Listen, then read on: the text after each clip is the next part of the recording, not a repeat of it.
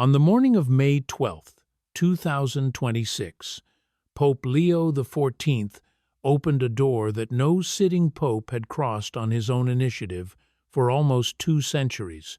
No cameras were waiting, no public announcement had been issued, and no senior Vatican official stood beside him. Inside the room, Monsignor Aurelio Capriotti and 2 archivists looked up from their work, recognized the man who had entered, and remained silent for nearly a full minute. The tradition broke without ceremony, but the consequences began before the door had even closed. The Pope had come to examine a category of church documents that generations of his predecessors had left in supervised ambiguity. He would spend nearly 4 hours reading, questioning, and writing notes by hand before issuing an order that bypassed the normal layers of the Roman Curia. That order has already divided senior officials between those who see a dangerous procedural breach and those who believe the Church has waited far too long for this moment. Subscribe to the channel and remain close, because what Pope Leo XIV set in motion inside that room may reshape how the Catholic Church confronts its own authority, history, and future. The chain of events had begun 1 day earlier, on May 11, 2026. Pope Leo XIV had just returned from a 3-day journey to South America, his second visit to the continent since assuming the chair of St. Peter. From the outside, the week ahead appeared ordinary.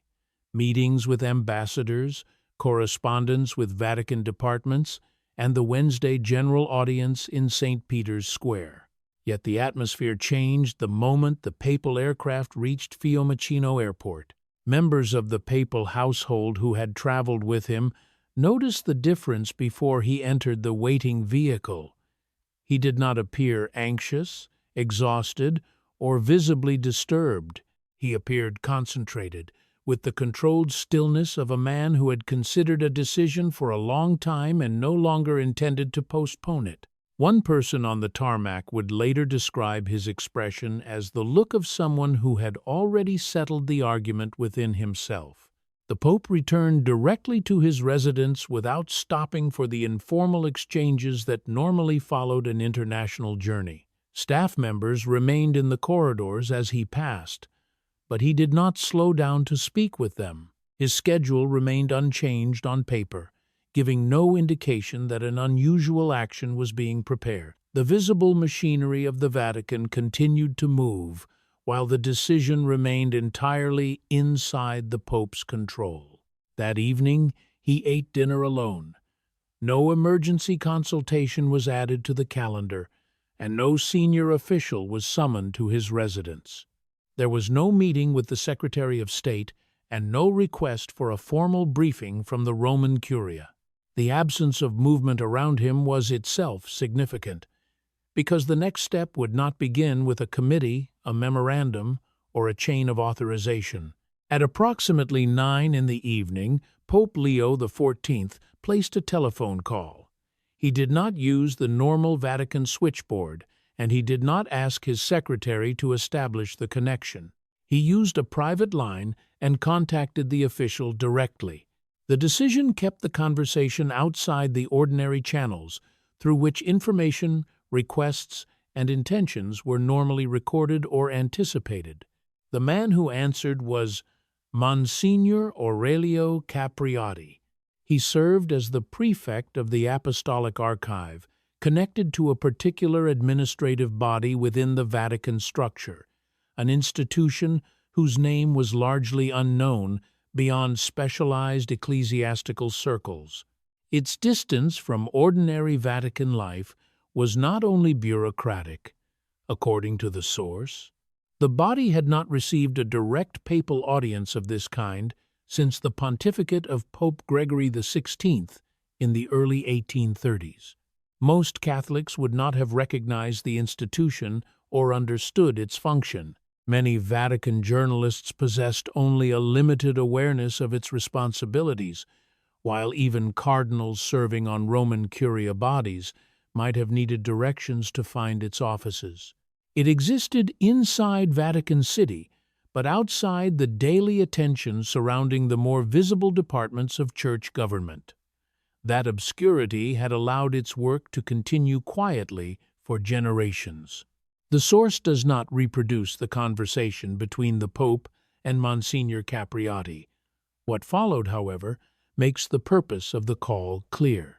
Before the night ended, the prefect understood that the Pope intended to appear at the building the next morning, not through a representative and not as a ceremonial visitor. The telephone call had opened a direct line between the Bishop of Rome and an institution that 2 centuries of papal practice had kept at a distance. Nothing was announced after the call ended. No media advisory was prepared, and no public event appeared on the schedule for the following morning. Monsignor Capriati was left with the knowledge that the Pope himself was coming, while almost everyone else inside Vatican City continued through the evening without realizing that an old institutional boundary was about to disappear. By sunrise, the decision formed before Rome had become an action that could no longer be contained within a private conversation. On the morning of May 12, 2026, Pope Leo XIV left his residence without the visible machinery that normally surrounded a papal movement. The Secretary of State was not beside him. The prefect of the papal household was not leading the way, and no member of the press had been told where he was going. He entered the building alone, carrying the authority of his office without any ceremonial display. Inside, Monsignor Aurelio Capriati and 2 archivists watched the Pope cross a threshold that had remained untouched by a sitting pontiff for nearly 200 years. The silence that followed was not caused only by surprise. Everyone in the room understood that the Pope was entering as a participant, not as a visitor brought through for protocol or commemoration. He had come under his own initiative, without an intermediary, and without the protective distance maintained by his predecessors. The physical act lasted only seconds, but it ended a practice that had shaped the relationship between the papacy and this administrative body since the 19th century. The last comparable visit identified by the source had taken place in 1834 during the pontificate of Pope Gregory XVI. Vatican historians later described the circumstances as exceptional, and the example was never repeated. Every pope who dealt with the institution afterward used written directives, appointed representatives, or the established chain of Roman Curia authority. The boundary was not written across the door, but for generations it had been treated as real. That distance carried a specific institutional logic. A pope could direct the body without personally entering its work, and the Roman Curia could examine sensitive questions before they reached the highest level of authority. The system slowed decisions, distributed responsibility, and reduced the danger of one encounter producing an immediate papal response. Pope Leo XIV removed that distance the moment he entered the reading room and took his place among the documents. This was why the visit could not be dismissed as an unusual scheduling choice. The tradition he broke was procedural, political, and theological at the same time. It had protected an arrangement in which certain materials remained known but unresolved, available but inactive. By walking through the door himself, the Pope placed those materials directly within the reach of his judgment. The institution will be called the Archive Council, because the source does not provide its full official designation. Its responsibilities were narrower than those of the broader apostolic archives that became accessible to researchers during the pontificate of Pope John Paul II. The council controlled a particular category of internal church communications, extending back to the Council of Trent. These were not forgotten papers abandoned in an uncatalogued room, but organized materials placed under restricted ecclesiastical supervision. The source describes their condition as supervised ambiguity. The documents existed, their locations were known, and a limited number of authorized individuals could consult them. Yet no pope or council had formally published, repudiated, affirmed, or acted upon them since the periods in which they were produced. They remained present inside the institution while being denied the force of a final conclusion. That condition allowed the Church to acknowledge the material without resolving the questions attached to it. The documents could inform private scholarship or internal understanding, but they did not become part of an official public reckoning. Their existence was neither denied nor given a decisive institutional meaning. Over time, the unresolved status became a system rather than a temporary delay.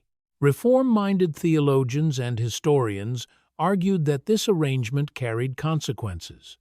They believed the materials might affect how the Church understood its authority, its historical choices, and certain doctrinal disputes that had remained active across generations.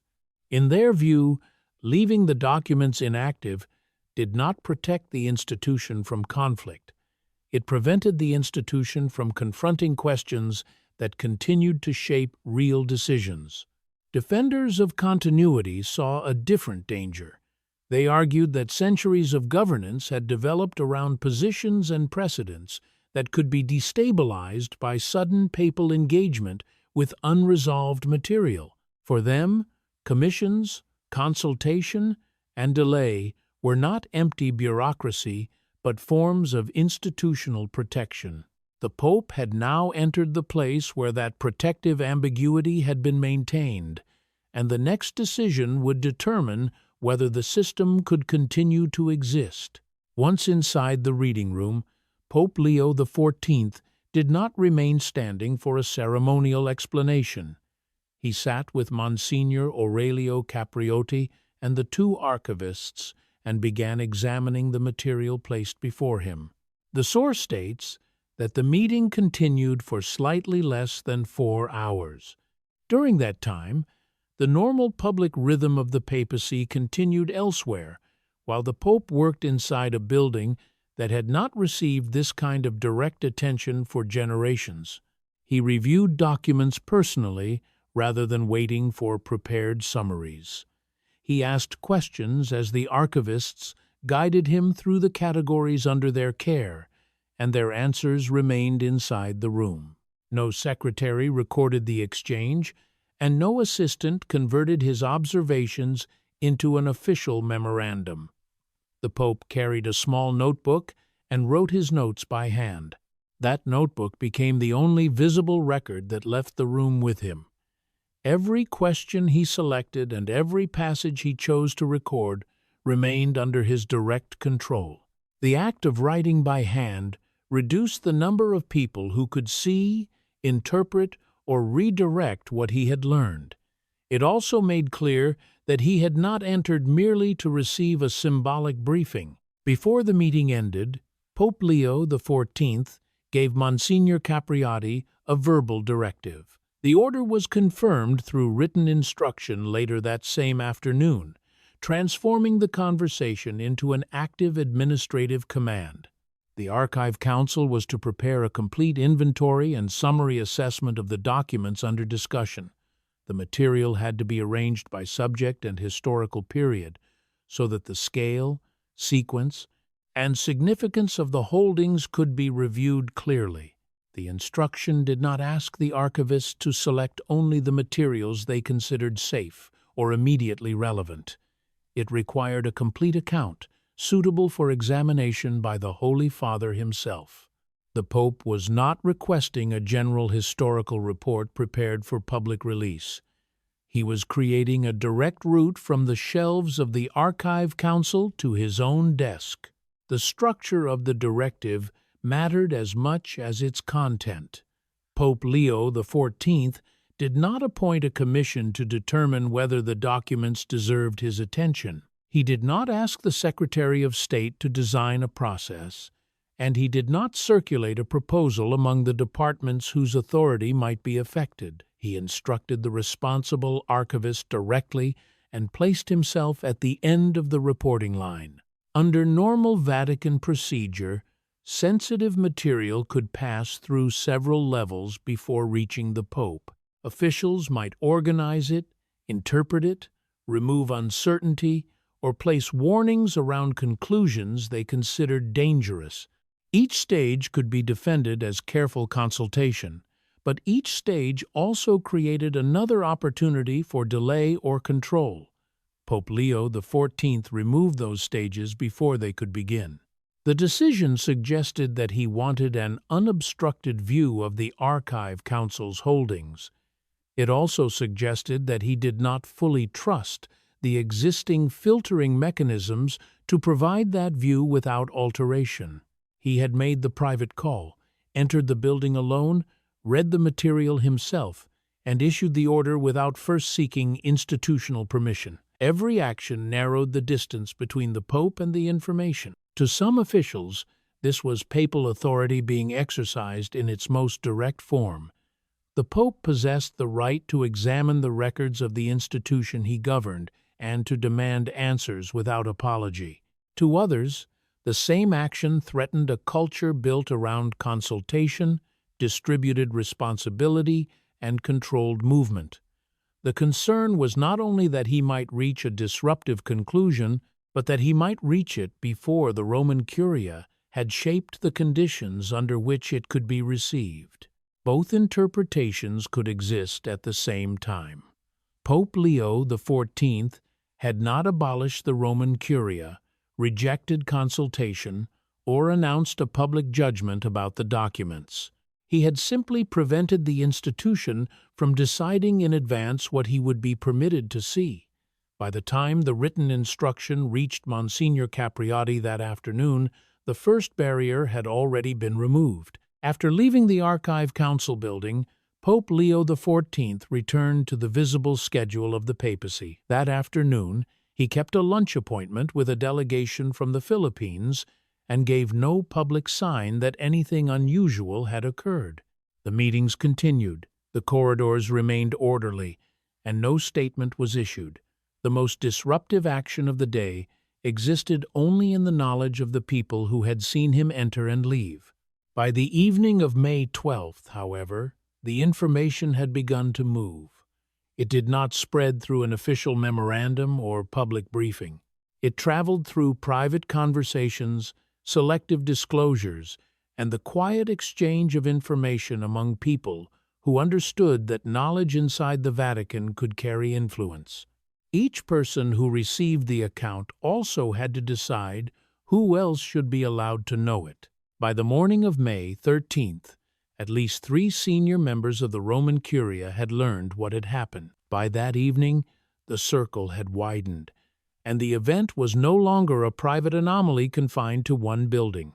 It had become an institutional fact without becoming public news. The reaction divided almost immediately into 2 opposing forms. The first response was alarm, though not open panic. Officials in this group did not necessarily believe that the documents should remain permanently inaccessible. Their concern centered on the method, the speed, and the absence of established commissions between the material and the Pope. They believed that consultation protected the institution, the faithful, and any conclusions that might eventually emerge. One senior Vatican official expressed the concern in restrained terms. The danger, according to that account, was not simply what the Pope might discover. The danger was what he might decide to do before other authorities had time to examine the consequences. It was a procedural objection, but inside a hierarchical institution, procedural objections could become instruments of resistance. The second response was closer to relief. Some people inside the Vatican, and many more outside it, had argued for years that supervised ambiguity was not a shield, but an unresolved wound. They believed that the Church could not honestly confront its own history while leaving important materials suspended between acknowledgement and silence. For them, the Pope's decision to enter personally and request a complete inventory represented the beginning of a reckoning they had expected, but never believed they would witness. The source presents the visit as the result of a formation that began long before Robert Francis Prevost became pope. He is an Augustinian, shaped by a tradition that places unusual weight on honest interior examination. Within that tradition, self-knowledge is not treated as a threat to faith or authority. It is treated as a condition for both. That idea had appeared in his public words years earlier. During a homily in Lima, Peru, in 2019, he reportedly said that the Church is not protected by what it refuses to see. He argued that protection comes from what it is willing to face. 7 years later, the sentence returned to Vatican conversations because his actions on May 12th appeared to give it institutional form. The decision was not only spiritual or intellectual, it also revealed a precise understanding of power. Pope Leo XIV had spent decades inside the Augustinian order, in Peru and in Rome, and he knew where institutional resistance could gather. He understood that opposition did not always appear as a direct refusal. Resistance could take the form of additional consultation, delayed reports, incomplete summaries, jurisdictional questions, or requests for a more suitable time. Each step could sound reasonable while reducing the speed and clarity of the Pope's access. By calling Monsignor Capriati directly and entering the building himself, he removed those opportunities before they could be organized. He did not challenge the system in a speech. He stepped around its pressure points. The Pope also avoided forcing officials to oppose him publicly. No commission was asked to vote, no department was required to reject a written proposal, and no senior official was placed before the cameras. The command moved directly from the Pope to the archivist responsible for the material. That made the action difficult to stop without openly questioning the limits of papal authority. To supporters, this was exactly how authority should be exercised when the normal machinery had become a filter. To institutional defenders, it risked concentrating judgment too quickly in one person, even when that person was the Pope. The conflict was therefore larger than access to old documents. It concerned whether the Church's highest authority could move directly when the structures beneath it believed that delay was a form of protection.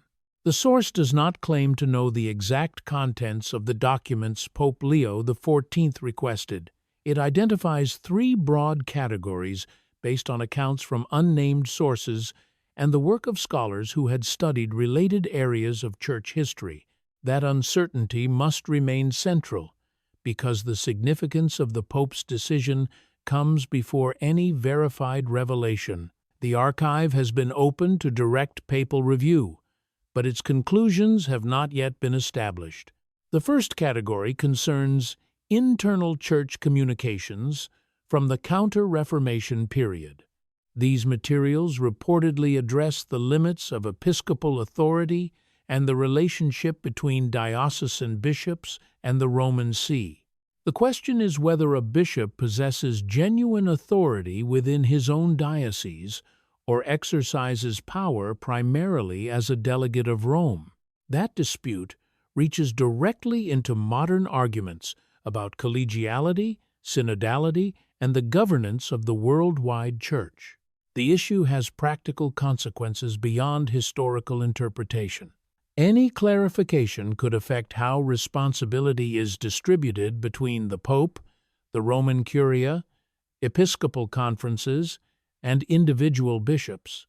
Positions that developed through custom might be forced into a more explicit form. Even a limited finding could therefore alter the language through which authority is defended. The second category involves theological consultations commissioned during the 17th century. According to scholars cited indirectly by the source, the consultations examined the nature of certain sacramental practices. Their conclusions were allegedly set aside because they did not support the institutional position that later prevailed. The source does not identify the practices or reproduce the conclusions, so no stronger claim can be made. If those consultations possess meaningful theological weight, their treatment could raise difficult questions. The Church would have to determine whether the material represented abandoned private advice, a legitimate unresolved argument, or evidence relevant to later teaching. 4 centuries of silence would not answer that question by itself. It would only make the process of answering it more sensitive. The third category concerns 19th century correspondence involving the Holy See and political movements in Europe. Historians have debated the Church's relationship with those movements for generations, often working without access to every internal communication. The documents may clarify how decisions were made, what pressures were present, and how Church officials understood their political role. They may also prove less dramatic than the restricted status surrounding them has suggested. The source repeatedly acknowledges that secrecy does not guarantee explosive content. Some records are withheld because they contain serious institutional danger, while others remain restricted because one generation established a practice that later generations continued without reconsideration. Pope Leo XIV has not announced that the documents will overturn doctrine or expose misconduct. He has decided that inherited uncertainty is no longer a sufficient reason to avoid examining them. The Pope's intervention changed the position of every official whose work depended on the documents remaining unresolved. In a long-standing institution, ambiguity can become a structural support rather than a temporary absence of knowledge. Arguments are built around it, authority is protected by it, and decisions can be defended because no final answer exists. Once the Pope orders a full inventory, the people who benefited from that condition must decide how to respond. Some will adapt and support the review once they accept that it cannot be reversed. Others may work through delay, procedural objection, jurisdictional caution, or demands for additional consultation.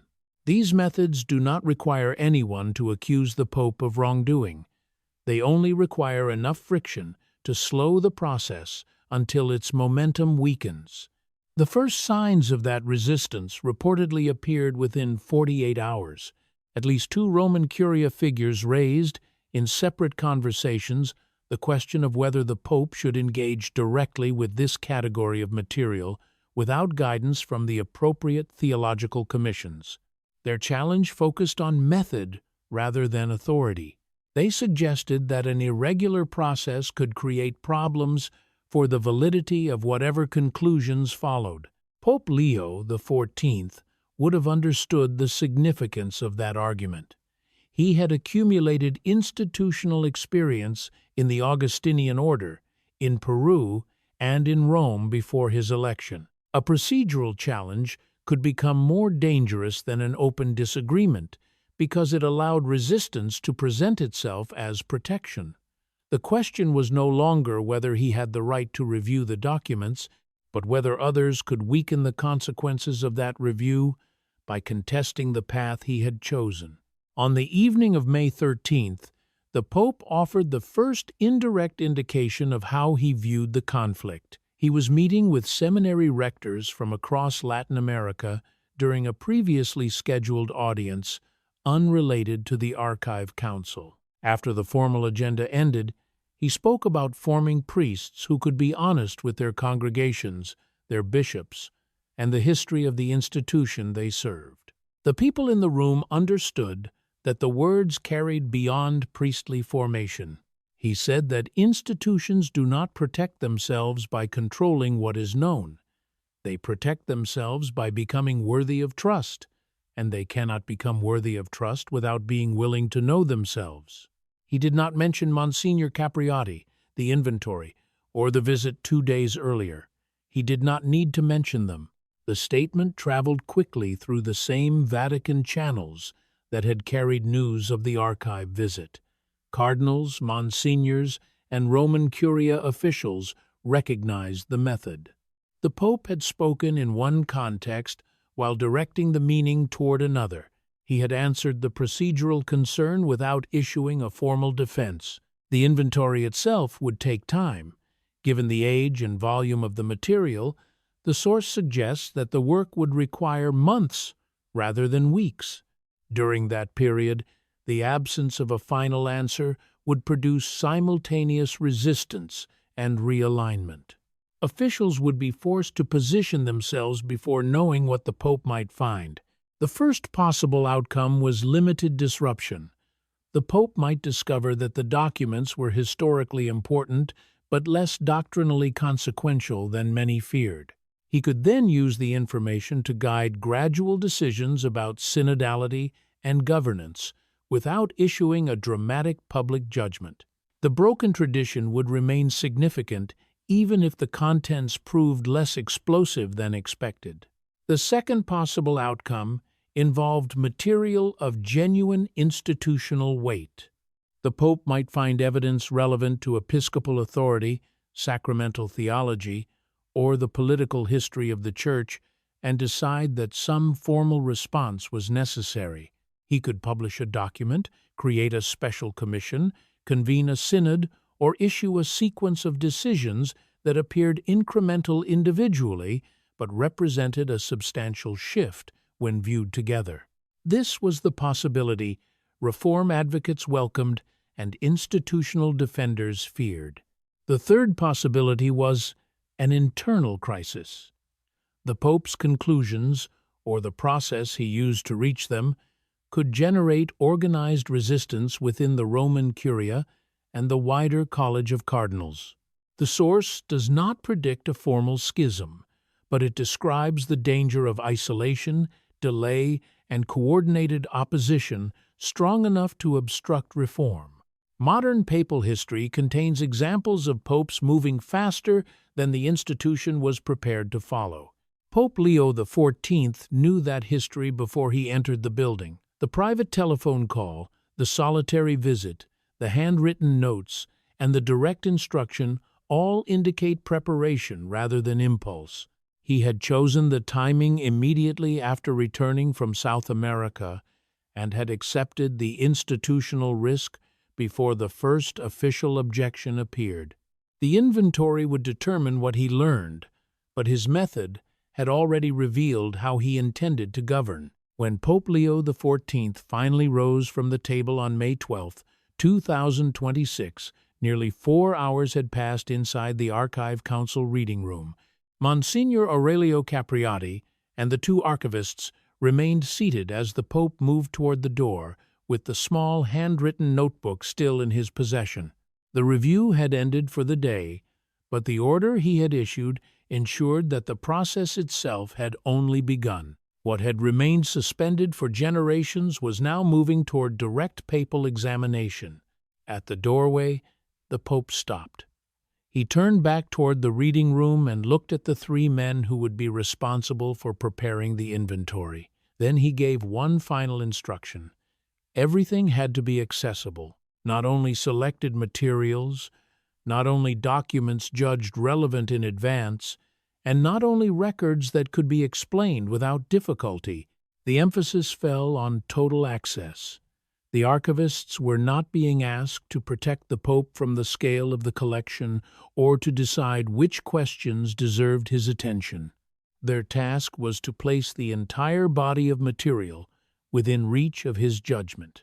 With that instruction, Pope Leo XIV removed the final layer between the shelves and the office that had ordered them examined. After the Pope left, Monsignor Capriati remained silent for a long moment. He had spent 31 years working in Vatican archival administration, yet the directive he had just received carried a weight that ordinary procedure could not absorb. When he finally turned toward his 2 colleagues, he told them that they had a great deal of work to do. The door had closed behind the Pope, but the old arrangement had closed with it. The inventory is now underway. The documents remain in the building, the Pope retains his notebook, and no one yet knows whether the material will confirm old assumptions, complicate them, or force the Church into decisions it has postponed for centuries. What is already certain is that Pope Leo XIV did not enter that room as a ceremonial visitor. He entered because he intended to see the process through. Subscribe to the channel and stay close to this story, because the next development will not begin with another symbolic gesture. It will begin when the inventory reaches the Pope's desk and the Church is forced to decide what it will do with what it finds. 200 years of distance ended when one door opened, and the man who opened it has shown no intention of turning back.